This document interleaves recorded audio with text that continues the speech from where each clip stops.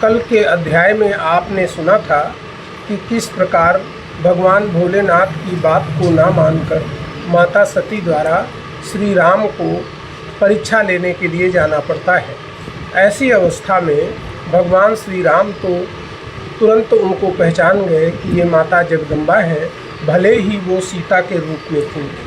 इससे माता सती का संशय दूर हो जाता है और उनके मन में एक और संशय जन्म लेता है कि भगवान भोलेनाथ जो संसार के स्वामी हैं, वो किस प्रकार से एक विष्णु जी को, जो कि उन्हीं से पैदा हुए हैं, उनको इस तरह का सम्मान देते हैं, उनको प्रणाम करते हैं। तो आज की कथा में उन्होंने स्वयं भगवान राम से पूछा कि हे राम, ऐसी कौन सी बात है जिसकी वजह से भगवान शंकर भी तुमको नमन करते हैं। तो राम जी द्वारा आज के अध्याय 25 में आप संशय को दूर करेंगे माता जगदम्बा के। तो भोलेनाथ की कृपा से आप सुन रहे हैं ज्योतिर्लिंग शिव मठ से शिव महापुराण का पाठ। आज अध्याय 25 श्री राम जी का सती के संदेह को दूर करना सुन रहे हैं। हे माता मैं मोह दूर हो ऐसी कथा सुनाता हूँ, शिवलीला कैसे करते हैं वो सब तुम्हें बताता हूँ। हे माता, हमारे पिता भगवान भोलेनाथ कैसी कैसी लीलाएं करते हैं। वैसे तो ये संभव नहीं है कि पिता एक पुत्र को प्रणाम करे, परंतु जिसने सभी में अपना ही अंश देखा हो उसे कोई दूसरा दिखता ही नहीं, उसको सब में स्वयं ही दिखाई पड़ता है। एक बार की बात शंभु ने गौशाला बनवाया था, स्वयं विश्वकर्मा ने रच कर उसको दिव्य बनाया था। एक बार भगवान भोलेनाथ ने एक गौशाला का निर्माण कराया था और उस गौशाला का निर्माण विश्वकर्मा द्वारा किया गया था। उस गौशाला के भीतर ही अद्भुत भवन बनाया था, उसके अंदर एक दिव्य सिंहासन भी रखवाया था। उस गौशाला के भीतर ही रहने के लिए भोलेनाथ ने एक भवन का निर्माण कराया और उसी के अंदर एक दिव्य सिंहासन बैठाला। फिर उसके ऊपर भोले ने श्रेष्ठ छत्र रखवाया था, पूजन हेतु दिव्य संतों को आमंत्रण भिजवाया था। उसके ऊपर भोले ने एक सुंदर छत्र रखवाया और फिर दिव्य संतों को पूजन के लिए बुलवाया। आमंत्रण में इंद्रदेव, उपदेव, नाग, गंधर्व सिद्ध थे, वेदागम अज सहित पुत्र मुनि श्रेष्ठ विज्ञ थे। और उसमें उन्होंने आमंत्रण दिया इंद्र को, देवताओं को, उपदेवताओं को, नागों को, गंधर्व को और सिद्धों को भी, वेदों को भी बुलाया, आगम को भी बुलाया, अज यानी ब्रह्मा जी को भी पुत्रों सहित बुलाया और जो श्रेष्ठ मुनि थे, जो विद्वान थे, उनको भी आमंत्रित किया। इसके अलावा उन्होंने 16 नागलोक कन्याएं सहित अप्सराएं आई थी। सभी देवियां उस उत्सव में प्रतिभागी बनकर आई थी। इसके अलावा 16 नाग कन्याएं नागलोक से बुलाई गईं, उनके साथ अप्सराएं भी आईं। सभी देवियां भी उस उत्सव में प्रतिभागी बनकर आई थी। जब समारोह आरंभ होता है उसका वर्णन सुनिए। वीणा मृदंग की ध्वनि गूंजी जब समारोह आरंभ हुआ और इसी के साथ मधुर संगीत ज्ञान प्रारंभ हुआ। उस उत्सव में राज्याभिषेक की तैयारी हो रही थी। तीर्थों के जल मंगवाए गए और फिर मंत्रोच्चारण प्रारंभ हुआ। उत्सव में राज्याभिषेक की तैयारी फिर शुरू हुई। तीर्थों के जल मंगवाए फिर मंत्रोच्चारण शुरू हुई। मंत्रों का उच्चारण बहुत ऊंचे स्वर में किया जाना चाहिए, परंतु गुरु मंत्र को कभी मुख से बाहर नहीं निकालना चाहिए। वो अंतर्मुख का विषय है, जिससे अंतर्मुख प्रकाशित होता है। ऊंचे स्वर में वैदिक मंत्रों का पाठ कराया जाता है। वैकुंठ धाम से फिर मुझको सादर बुलवाया जाता है। भगवान राम माता सती से बता रहे हैं कि आपकी जो शंका है कि कैसे भगवान भोलेनाथ ने मुझे प्रणाम किया, उस शंका को मैं ऐसे दूर करता हूँ कि आप समझ लीजिए कि जब उस वैकुंठ धाम से मुझे वहाँ पर राज्याभिषेक के लिए बुलाया जाता है, जबकि मैं तो उनका भक्त ही हूँ। अब रोते रोते भगवान राम भगवान शिव की कृपा का वर्णन कर रहे हैं। मैं तो भोले का दास परम अपने को सदा मानता हूँ। उनके ही चरणों का बंधन करके जलपान धारता हूँ। हे माता, मैं तो भगवान भोले का दास हूँ। अपने को मैंने दास से अधिक कभी कुछ नहीं समझा। उनके ही चरणों का बंधन करके प्रातःकाल मैं जल पीता हूँ। आज भी मेरी स्थिति वही है। शिव ने मुझको बुलवाया है, मैं दौड़ा दौड़ा चला गया। शिव ने सिंहासन बैठाया, मैं किंकर तब विमूढ़ हुआ। परंतु जब भोले ने मुझे बुलवाया तो मैं रोते रोते वहां पहुंच गया और सिंहासन पर बैठाया तो मैं समझ नहीं पाया कि भोले की ये कौन सी माया है। मैंने निवेदन करने की हिम्मत नहीं जुटाई, परंतु अंतर्मुखी होकर जब मैंने देखा तो भगवान भोलेनाथ मेरे द्वारा की गई भक्ति से प्रसन्न थे। इसीलिए उन्होंने खुद कहा कि मैं तुम्हारी भक्ति से प्रसन्न हूँ। शिव मेरी भक्ति से प्रसन्न थे, खुद शिव ने उच्चार किया। सबके सम्मुख ही मेरी भक्ति को फिर स्वीकार किया। फिर अपने हाथों से भगवान भोलेनाथ ने मुझे आभूषण पहनाए, मेरे सिर पर मुकुट धरा और अपने हाथों से मेरा अभिषेक कराया। फिर मुझको अपने हाथों से शिव ने आभूषण पहनाए, मेरे सिर पर मुकुट धरा करके मेरा अभिषेक कराए। उसके बाद मेरी भक्ति पर प्रसन्न होकर भगवान भोलेनाथ ने अपनी सारी संपत्ति और ऐश्वर्य मुझे दे दिया। शिव ने सारा ऐश्वर्य स्वयं का मुझको अर्पण कर डाला। मैं समझ नहीं पाया कुछ भी, स्वामी ने ये क्या कर डाला। जिनके चरणों का बंधन करके ही मैं नित प्रसाद पाता,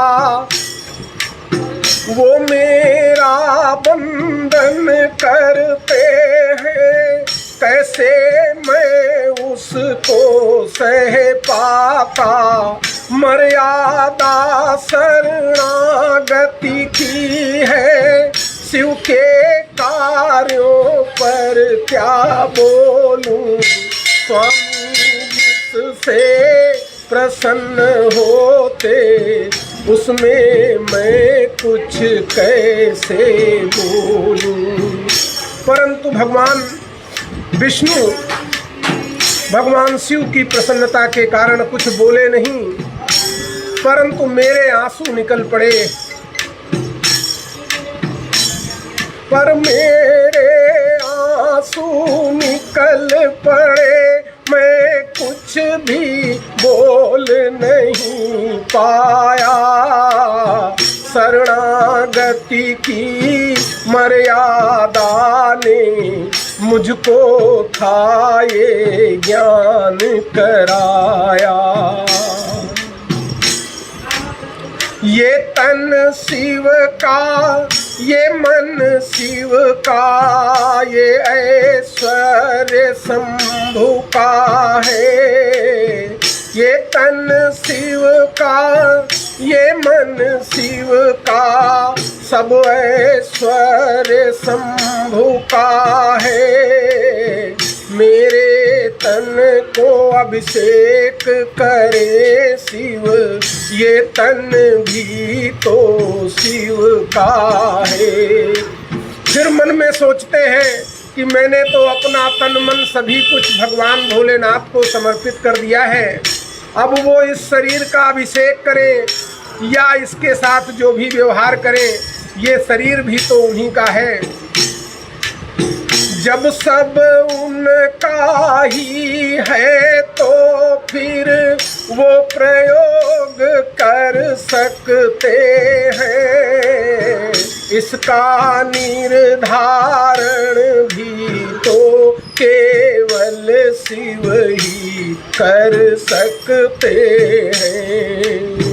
चाहे वो मुझे दंड दे दे, राज्याभिषेक कर डाले, या मैं तो सदैव भक्त शिव का हूँ, बाकी भोले की माया। चाहे वो इस शरीर को दंड दे या इस शरीर का राज्याभिषेक कर दे, परंतु अंदर से तो मैं उनका दास ही हूँ। इसीलिए मैं शांत था और मैंने भगवान शिव की माया को प्रणाम किया। इसीलिए शांत हो शिव माया को मैं प्रणाम करता हूँ। चुपचाप बैठ सिंहासन पर जड़वत में देखा करता हूँ। मन में मेरे तरंगे उठ रही हैं, मुंह से बोल नहीं सकता क्योंकि वो मेरे स्वामी हैं। करता धरता हरता जग के तो शिव ही सदा कहते हैं। भक्तों को शंभु मान देकर अपनी प्रभुता दिखलाते हैं। भगवान भोलेनाथ ही एकमात्र ऐसे महादेव हैं जो कि अपने भक्तों की पूजा करते हैं। भगवान विष्णु उनके इतने बड़े भक्त थे, परंतु भगवान शिव ने उनकी ही पूजा करना प्रारंभ कर दिया। राम ने जब भगवान शिव की पूजा की तो वो राम राम का उच्चारण करने लगे। इतना बड़ा दाता तो कोई भी नहीं इस संसार में। देने वाला ही श्रेष्ठ, सदा लेने वाले से कहलाता। इसीलिए शंभु ही श्रेष्ठ है जगत में, मैं ये बतलाता। जो देता है वही बड़ा होता है, और भगवान शिव मेरा राज्याभिषेक कर मुझे अपना सारा ऐश्वर्य दे रहे हैं, इसीलिए श्रेष्ठ वही है जो देता है। मैंने तो जूठन पा शिव की, ऐश्वर्य उन्हीं से पाया है। उनकी ही भक्ति के कारण मैं जगत पूज्य कहलाया हूँ। उनकी पूजा के कारण ही आज संसार मेरी पूजा करता है। इसके पश्चात स्वयं भगवान शिव ने मेरे शरीर का अभिषेक किया और मेरा पूजन किया, और ब्रह्मा आदि देवताओं को कहा कि आज से जगत पूज्य विष्णु जी को माना जाए। इन्होंने मेरी इतनी भक्ति की है कि मैं अब सब इन्हीं को समर्पित करता हूँ। इसके पश्चात स्वयं शिव ने मेरे तन का अभिषेक किया। मेरा पूजन करके शिव ने ब्रह्मादिक को आदेश दिया। श्री हरि विष्णु ने मेरी भक्ति से मुझे प्रसन्न कर लिया है, इसीलिए हरि ने हर को अपना भक्त बना डाला। आज से मैं इनकी भक्ति करूंगा। श्री हरि विष्णु ने भक्ति से मुझको प्रसन्न कर डाला है, इसलिए हरि ने हर को अपना भक्त बना डाला है। अब से इस संसार में मैं भी भगवान विष्णु का वंदन करूंगा, जिससे उनका मान बढ़ाऊंगा। जैसे विष्णु मेरा परम भक्त है, मैं भी संसार में उसका परम भक्त कहलाऊंगा। अब से जग में मैं भी हरि का वंदन कर मान बढ़ाऊंगा। जैसे हरि मेरा भक्त परम, मैं उसका भक्त कहूँगा। सारे संसार के देवी और देवताओं में मैं आज घोषणा करता हूँ कि जो भी सामर्थ्य मेरे अंदर है वो मैं सब विष्णु को देता हूँ।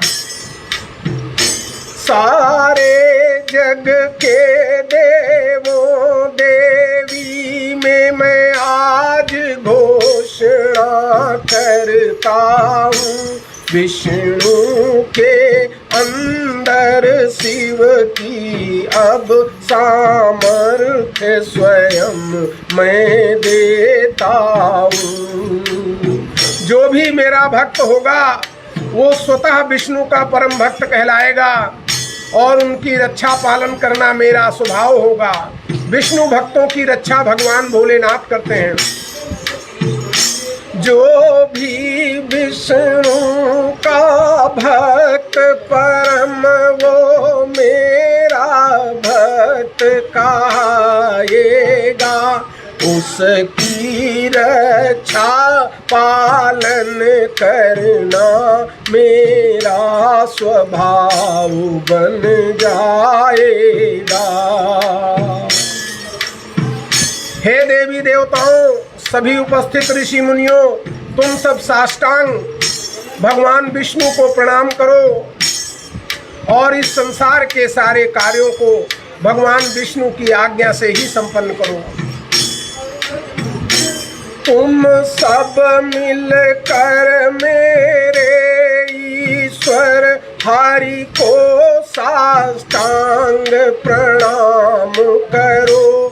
हरि की ही आज्ञा को लेकर तुम सकल सृष्टि का काम करो। हे माता, मैं भगवान शिव की महिमा को क्या बताऊं? 100 बार भी जन्म लूंगा तो भी मैं उनसे ऋणी नहीं हो पाऊंगा। शिव की महिमा का मैं क्या तुझसे बखान कर पाऊंगा। 7 बार जन्म लूंगा फिर भी शिव से ना ऋण हो पाऊंगा। जो भगवान विष्णु कहते हैं कि जो भगवान शिव के दास हैं उसे भगवान शिव अपना स्वामी बना लेते हैं, और स्वामी होने का अहंकार वो कैसे त्यागते हैं ये संसार के लिए उदाहरण है। जो हरि शिव का है दास उसे शिव अपना स्वामी बना रहे। स्वामी होने का अहंकार कैसे त्यागें ये बता रहे। इसमें अध्यात्म का बड़ा गूढ़ रहस्य है। सर्वश्रेष्ठ अभिमान अपने को उत्कृष्ट समझना होता है। जो भी अपने को श्रेष्ठ मानता है इसका अभिमान ही उस व्यक्ति के पतन का कारण बन जाता है। भगवान राम माता जगदम्बा को बताते हुए कहते हैं, हे माता, इसमें बड़ा अध्यात्म है। शायद ही कोई बड़ी ऊंची स्थिति का व्यक्ति इसे समझ पाए। अध्यात्म भरा है इसमें इतना शायद कोई समझ पाए। जग पूज रहा जिसको सदैव उसमें ना अहंकार आए। इसीलिए पूजने वाले को शिव, जो उनका दास है, उसको अपना स्वामी बनाकर अपने उपजने वाले अहंकार को भविष्य में जो भी है उसे मूल से नष्ट करना है। इसलिए पूजने वाले को शिव अपना स्वामी बना रहे।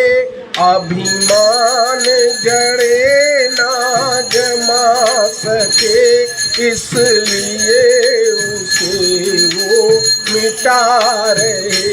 कि किंचित भी अभिमान भगवान भोलेनाथ सोच रहे हैं मेरे अंदर जम ना जाए, कहीं अपनी जड़ें ना जमा ले।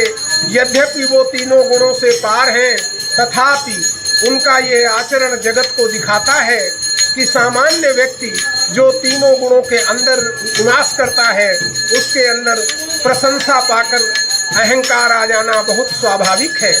तो ऐसी स्थिति में उसे तुरंत विनम्र हो जाना चाहिए। जो उनकी पूजा करते हैं उनके प्रति भी अपना भाव भक्त का ही रखना चाहिए। यद्यपि वे आपको स्वामी समझते हैं तथापि आपको उनका दास मानना चाहिए। ये भी है सत्य सभी में शिव तो सेवक स्वामी सभी वही। सेवक भी शिव स्वामी भी शिव तो सेवक स्वामी भी शिव ही। ये रहस्य भगवान भोलेनाथ जानते हैं कि मैंने ही सारे संसार को उत्पन्न किया है। जड़ चेतन जग जीव जत सकल राम मैं जानी, ये रामचरितमानस कहता है। इसलिए आपको ये बात समझ लेनी चाहिए बहुत स्पष्टता से कि जो भी इस संसार में है वो शिव ही है। हम केवल उसे, जैसे बाल्टी में गंदा पानी हो तो नीचे पड़ा सिक्का नहीं दिखता, परंतु यदि वही जल स्थिर हो जाए तो इसी तरह हमारा मन स्थिर होते ही हमारे अंदर बैठे शिव हमें तत्काल दिखाई देते हैं। इतना पावन इतना निर्मल स्वभाव तब ही मिल पाता है। जब सेवक स्वामी भेद हृदय से बिल्कुल ही मिट जाता है।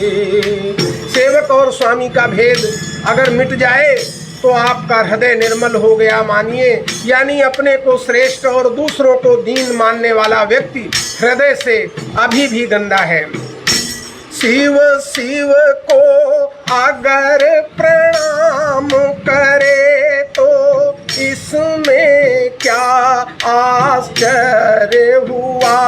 जग में शिव ही शिव है समस्त, ये तत्व ज्ञान का बोध हुआ। अगर भगवान शिव ही दूसरे किसी व्यक्ति जिसके अंदर भी भगवान शिव है को प्रणाम करे तो इसमें कौन सा आश्चर्य है। मैंने एक समय अपने नेत्र निकालकर भगवान शिव को अर्पित कर दिया था और मैं भगवान का भक्त हूँ, इसका अहंकार मेरे अंदर आ गया था। मेरे इस अहंकार को दूर करने के लिए भगवान शिव ने ये लीला रची थी। मैंने अपने लोचन निकाल कर शिव अर्पित कर डाला था। मैं भक्त परम शिव का हूँ, ये अभिमान हृदय ने पाला था। मुझे उस दिन से भगवान शिव के परम भक्त होने का अभिमान हो गया था। भगवान शिव ने मुझे शिक्षा दी कि भक्ति केवल अभिमान का त्याग ही है। इसीलिए उन्होंने मुझे अपना सर्वस्व दे दिया। शिव ने मुझको ये सिखा दिया, अभिमान त्याग ही भक्ति है। अभिमान त्याग ही ज्ञान परम, अभिमान त्याग ही मुक्ति है। ये जानना चाहिए कि तुम खुद कुछ नहीं हो, सब शिव ही है। तुम स्वयं नहीं हो कुछ जानो, बस शिव ही एक सहारा है। उसका होने के ही कारण सबने तुझको स्वीकारा है। भगवान शिव होने के कारण ही सब लोग तुम्हें स्वीकार करते हैं। जिस दिन तू शिव से विलग हुआ, तू जीवित ना रह पाएगा। शिव जैसे तन से निकल गया, तू केवल सब कहलाएगा। जैसे ही शिव आपके शरीर से जाते हैं, आपका शरीर 100 कहलाने लगता है। इसलिए नहीं अभिमान करो, शिव का सदैव गुणगान करो। जो है वो शिव के कारण है, हर दम ये मन में ध्यान करो। इसीलिए कोई अभिमान का कारण ही नहीं है। जो अगर कोई मुझे पूजता है या मुझे पूछता है या मुझे पीटता है, ये सारी स्थितियां केवल हमारे अंदर शिव होने का कारण है। जो कुछ भी दिखाई पड़ता है वो सब शिव के कारण ही है, हमारे लिए कुछ भी नहीं है। जब तुम ना थे ये शिव ही था, तुम ना होगे तब भी शिव ही शाश्वत शिव सत्य परम। मुझ में तुझ में बसता शिव ही। जब हम नहीं रहेंगे तब भी शिव रहेगा, और जब हम नहीं थे तब भी शिव था। वही एक सत्यम शिवम सुंदरम है। बाकी आपके अंदर जब तक शिव है तभी तक आप हो।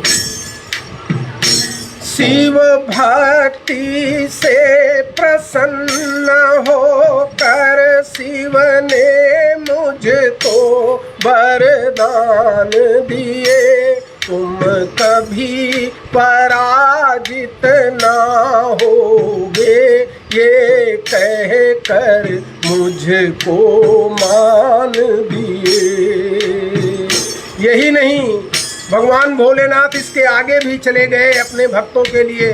कहते हैं, अब तक जो कार्य हमारा था, मैं सब कुछ तुमको देता हूँ, रचना पालन संहार करो, जग का समर्थ कर देता हूँ।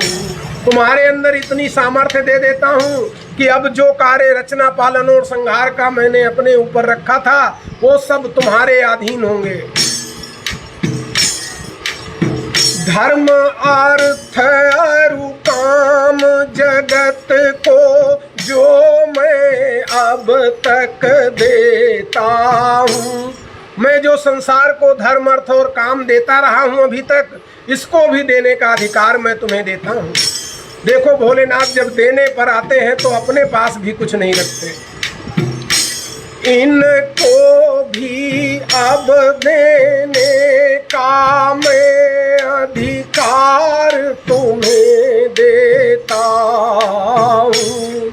अंत में एक बात अवश्य कहते हैं कि हरि, तुम चूंकि अपने आप को मेरा दास मानते हो, इसीलिए मैं उस रास्ते से तुम्हें आज्ञा देता हूँ। मेरी आज्ञा को मान जगत का अब सारा व्यवहार करो, मैं तेरे सब कष्ट हरूंगा, तुम स्वतंत्र हो कार्य करो। मैं तुम्हारे सारे कष्ट हर लूंगा, तुम स्वतंत्र होकर अपने सभी कार्यों का संपादन करो। तेरे भक्तों को मैं सदैव अपना ही कह संकारूंगा, उनके सब कष्ट हरूंगा मैं, और मोक्ष सहज दे डालूंगा। जो तेरी भक्ति करेंगे मैं उनको भी सहज ही मोक्ष प्रदान करूंगा। जो तुमसे बैर करेगा वो विनाश को प्राप्त होगा। ब्रह्मा और रुद्र आदि को भी अब स्वयं हरि ही अपनाएंगे। जो भी तुमसे बैर करेंगे वो विनाश को पाएंगे। ब्रह्मा रुद्र आदि को भी अब स्वयं हरि अपनाएंगे। और इसके बाद भी भोलेनाथ नहीं रुकते हैं अपने भक्तों के लिए। वो कहते हैं, जब जब तुम अवतार धरोगे मैं दर्शन को आऊंगा। तुम हो मेरे भक्त परम, मैं तेरा भक्त कहूँगा। सुनकर शिव की बात टूट गया, मैं शिव का अनन्य सेवक हूँ। ये गर्व सकल अब छूट गया।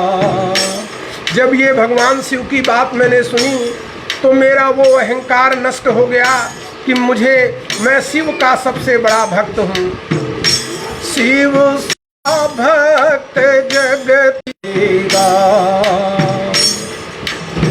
रामचंद्र जी बोले, माता शिव ने जब सब दान कर दिया, स्वयं गए कैलाश शिखर पर मुझको जग में मान दे दिया, मैंने भी वो मान मान कर शिव का दिया प्रसाद लिया।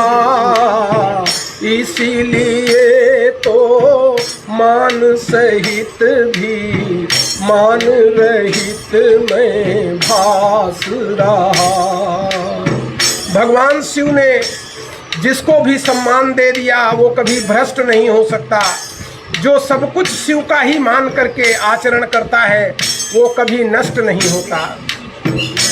शिव ने जिसको मान दिया वो भ्रष्ट नहीं हो सकता है। जो सब कुछ शिव का ही माने वो नहीं नष्ट हो सकता है। मैं विष्णु ही स्वयं जगत में राम रूप धर आया हूँ। मैं ही सीता के वियोग में इधर उधर भर माया हूँ। मेरी पत्नी सीता को कोई असुर उठा कर भागा है और उसे ही खोज रहे मेरे मन में वियोग जागा है। हे माँ, तुम्हारे दर्शन से मुझे सीता अवश्य मिल जाएंगी और हमारे जीवन में फिर से खुशियाँ छा जाएंगी। तेरे दर्शन से निश्चित माँ मेरी सीता मिल जाएंगी और मेरे जीवन में फिर से आकर खुशियाँ छा जाएंगी। माता को प्रणाम करके फिर राम वन गमन करते हैं। पुनः खोजने को सीता के लीला करने लगते हैं। माता मन में शिव का चिंतन सुमिरन करने लगती है। शिव को क्या उत्तर दूंगी ये सोच सिहरने लगती है। अपनी करनी पर माता को भूल समझ आ जाती है। मन में सोच सोच कर ये ही माता बहुत लजाती है।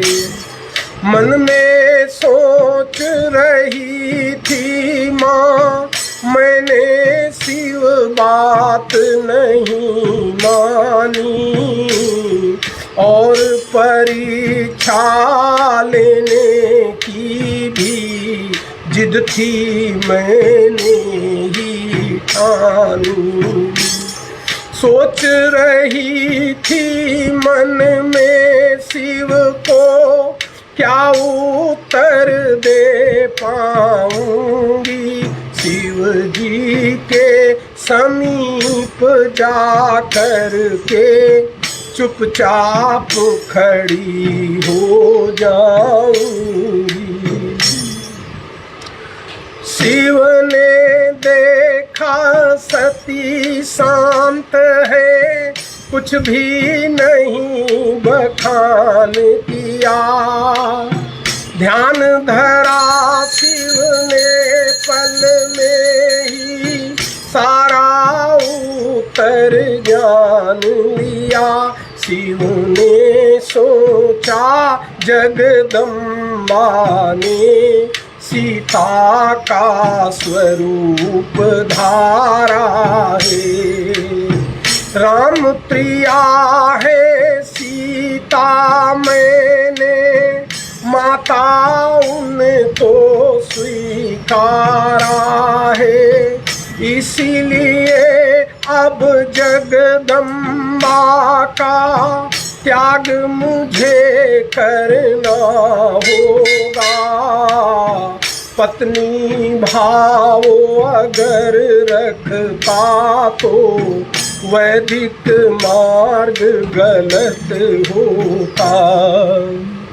वेद मार्ग के पालक शिव ने सती त्याग मन ठान लिया। शिव कैलाश गमन करते हैं माता ने सब जान लिया।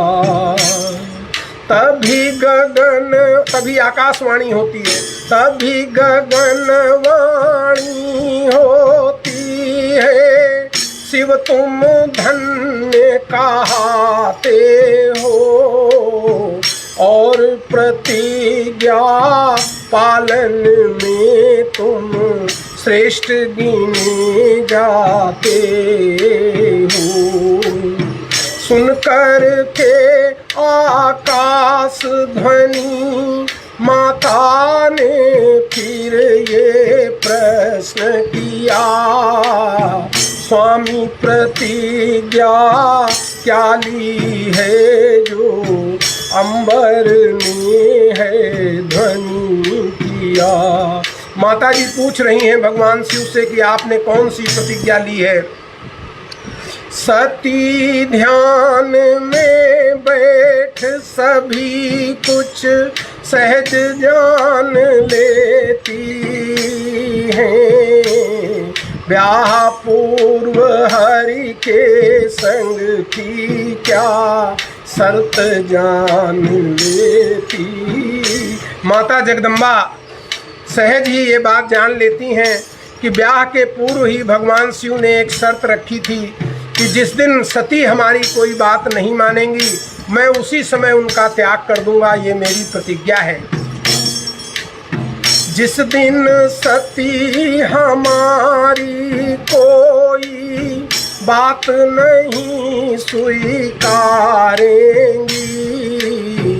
उसी समय मैं त्याग करूँगा, यही प्रतिज्ञा धारी थी।